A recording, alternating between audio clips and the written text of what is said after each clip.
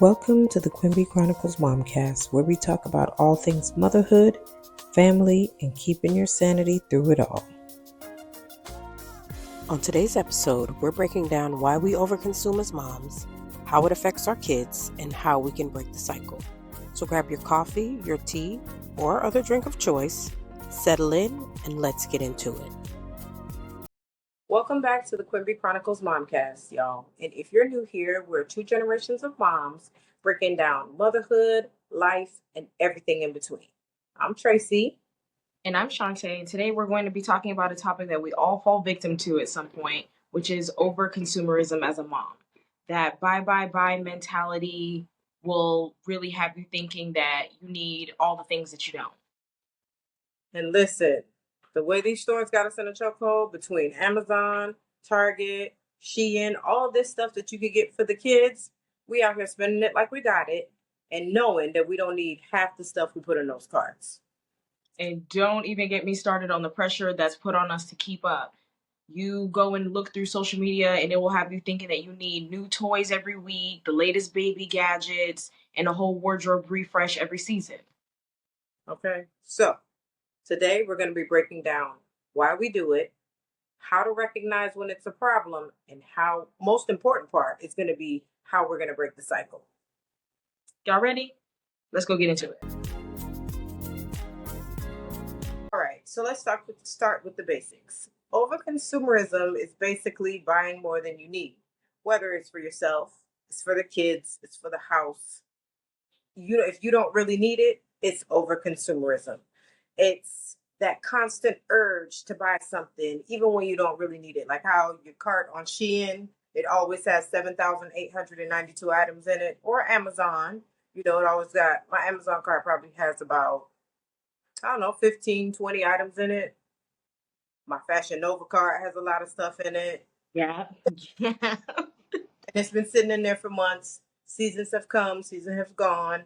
They're still in the cart. Overconsumerism. And I think a lot of it to justify is, we're thinking, oh, well, the kids need it, or I think it'll make my life easier, or, something along those lines. And you really have to sit down and ask yourself, Right. Do I really need it? Or am I just buying this because I feel like it'd be, more aesthetic, or whatever the case may be? You have to sit and ask yourself, do you actually need it, or are you just buying it for validation? Right. Exactly. And a lot of times it could be a lot of things, but it could be like emotional spending. I know people do, impulse spending. It could be stress. It could be boredom, which or it could be guilt. Sometimes guilt can have us out here spending money on things, spending money we don't have on things that we don't even need or that the kids don't need. Mom guilt is a really big one. Mom guilt shopping, a lot of people don't realize that it's so easy to fall victim to things like that. And, it's because you're sitting there thinking like, oh, well, we didn't get to celebrate this like how we did this year, or, you miss an event, things like that. And you try to, make up for it or compensate with buying things when at the end of the day, 9 times out of 10, you probably don't need it. You don't even need it for real. Right. And don't even get me started on the birthdays and the holidays. Those Christmas lists, I mean, they may not necessarily be getting longer, but they're getting more expensive as time goes on. You got the iPads, they got the gaming system, the expensive shoes. And us as parents, a lot of times we're out here stressing, trying to get these things like they're a requirement, and they're not. And who are we really buying this stuff for, though? The kids, or are we buying it for our own validation or others' validation? These are definitely the questions that you need to be asking yourself to, help either catch yourself or prevent yourself from falling into this over-consumerism trap. Okay, yeah, and I think we need to sit on that or sit in that for a second, okay? Are you buying it for the kids or are you buying it for your own validation? And I think that's a very valid thing because a lot of people, when they're guilty, like Shante said, that mom guilt shopping, when you feel bad about one thing or another, you feel like, oh well, let me just get this game that I know that they've wanted, or let me get this pair of shoes that I think will look cute in, and don't even need it. Okay, guys, so let's talk about the big reasons why moms fall into this whole consumerism trap. Okay, so today, 2025, I would say that the number one thing is social media. We spend so much time scrolling through Instagram. Well, Instagram is my social media platform of choice. Instagram, TikTok, and Pinterest. And then you see all these aesthetic playrooms and designer baby clothes. And it always makes you feel like what you have isn't enough. Or my favorite is that you need to refresh. Okay. It's that refresh that's going to get you every time. It's that whole, comparison is a thief of joy situation. You see a mom posting about her $500 stroller, and then all of a sudden you're sitting there feeling like, oh, well, mine only cost 150 or 200. Mine isn't enough. Right. And it people don't understand that it's not always the fact of pricing. If your stuff is good, your stuff is good. You don't need to keep up with all these moms that are buying the $500 strollers and the $700 car seats. And no, my little 200 Graco is gonna do the job the same way that $500 one will. We're not. We have to sit here and be mindful. Remember, we're supposed to be being mindful. So you mean to tell me that we don't need the car seats with the down fur line in it, and we don't need all that? No. The down filling Hey. and the temperature sensors and all types. I have seen it all, and I am astonished that these things are even available, because from what I see now, that stuff wasn't even out on the market when I had my son almost 4 years ago. It's like a new world for me too.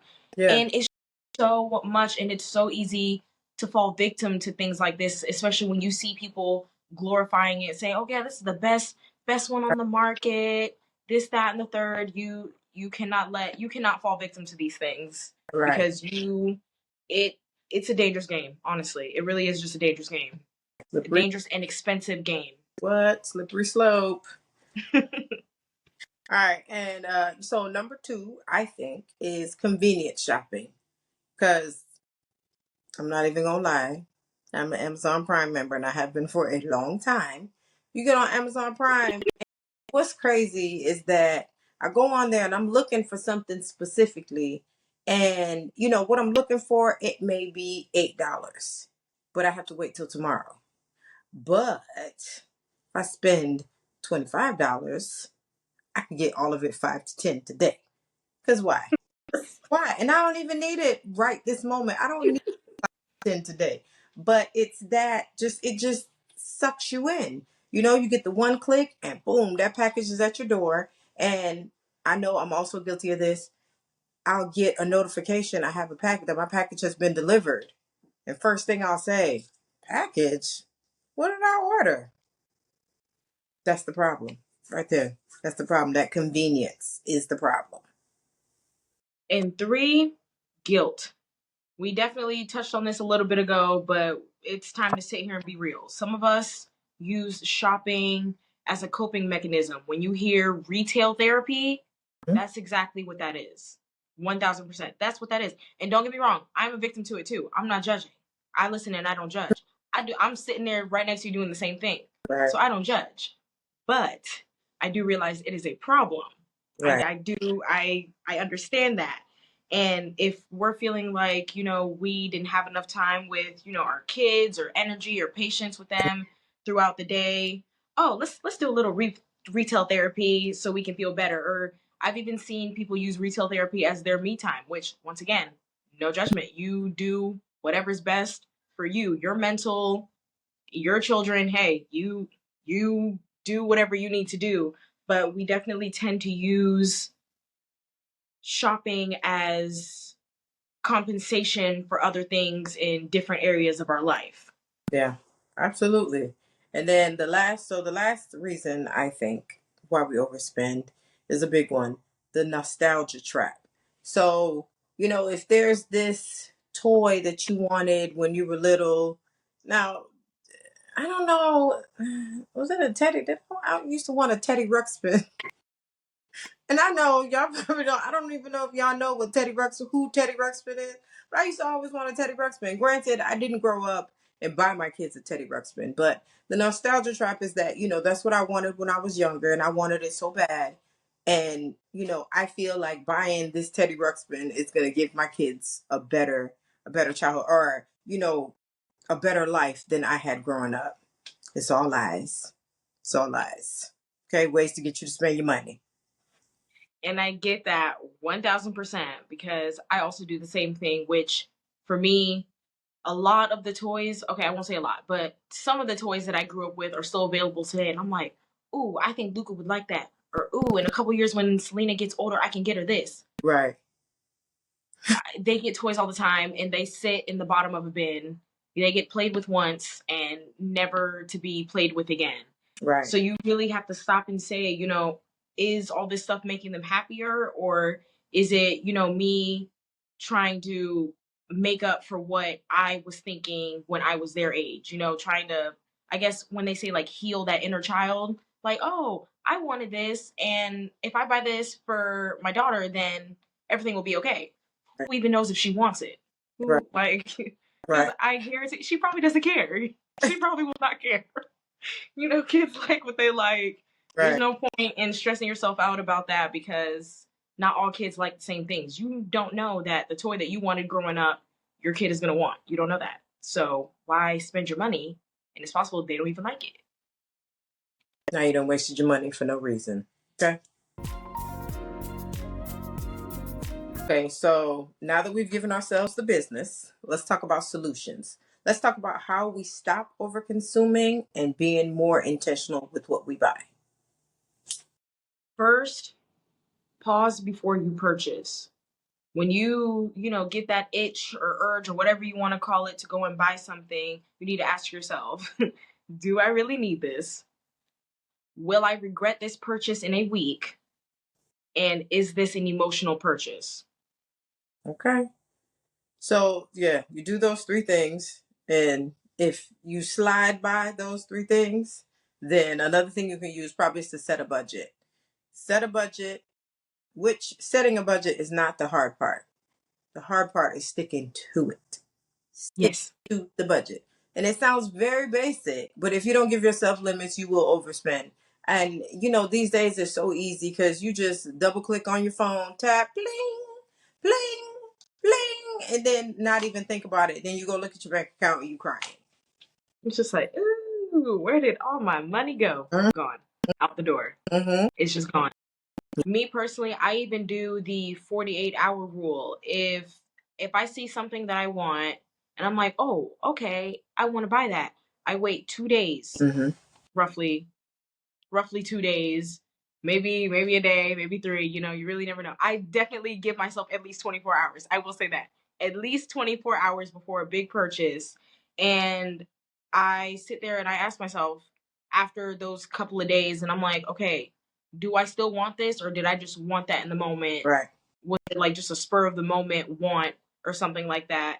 And 9 times out of 10, I wait those 2 days and I'm like, we don't even need that for real. So what? I'm glad I waited on that because me, I do not like doing the returns, and I don't like going through all that. I'd rather let it sit than go and do all of that because it's a hassle. Honestly, it really is a hassle. So give yourself that time, marinate on it a little bit, and then come back and ask yourself, do I still want it, or was I just playing around? Was that a fluke, or what's going on? Right. Well, that's a good idea. But I think that's why I have so many things in my cart. And Shein is the worst. My Shein cart is the worst. And the thing is, you can't. Well, maybe you can. I don't know. I haven't even tried. Like bulk delete. Like just click all the stuff, click select all, and take them out the cart. So I have so many things. So many things in my cart. I'm gonna have to show y'all my Shein cart one day. So I should show mine too. And I think you said you had like 15, 20. I have I think like 39 things in my cart. sure, for real, how many I have? I got a been on Shein and forever, so I'm not sure. I'm not sure. I know I have 39 for sure Yeah, in my sitting in my cart. I have no idea. So I'm Yeah. gonna have to look. But another thing you could do is to declutter regularly. Because I know if you're like me, you'd be like, well, I'm going to lose 5 pounds and I'm going to get back into that. Or, well, I'm going to give myself till next summer to see if I can fit into that. And I kid you not, there's a skirt that I can think of right now that is in my closet that I have had for at least 10 years. At least. Because I bought it when we lived in Orlando the first time. So it's a little pink skirt and it has a black band. It's like a knit skirt. Matter of fact, there's two because I have a blue skirt in there that I bought around the same time. And I bought it because it was cheap. Okay. Never worn it, and they probably still have the tags on them. So that's you got to declutter. And what I do, so I'm horrible at decluttering. Okay, I put all the stuff in the bag because I have probably 2 trash bags full of clothes in my room right now. But that's where they are in my room. They never quite make it out the door. But I'm gonna do better. I'm gonna do better. But sometimes, when you see how much stuff you have, it stops you from buying more.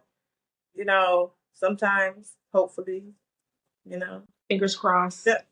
Yeah. And lastly, I would say it's not telling you what to do with your kids, but it's a good thing to teach them contentment. You have, say your kid has about 50 toys and they're asking for more. You either need to, like my mom said, declutter. So toys that they haven't touched in like a year or so, they have to go to charity, go to somebody else's child that would play with them. So throw them away before even considering right. before even considering to buy them more. Because if they see you, picking up, they're going to pick up the same habit. So teaching them contentment, oh, well, you have these toys you don't play with anymore. Either they will or they won't. Right. But don't keep spending money to pile on more and more toys if they're not getting played with. So you have to, it's best for them to, appreciate what they have instead of looking every single time you turn the corner, they're looking for the next best toy or the next big thing or anything like that. Right. And I think the most important thing of all is that we have to lead by example, especially today when everything is becoming so expensive. And in my opinion, even though they're more expensive, I feel like the quality has decreased.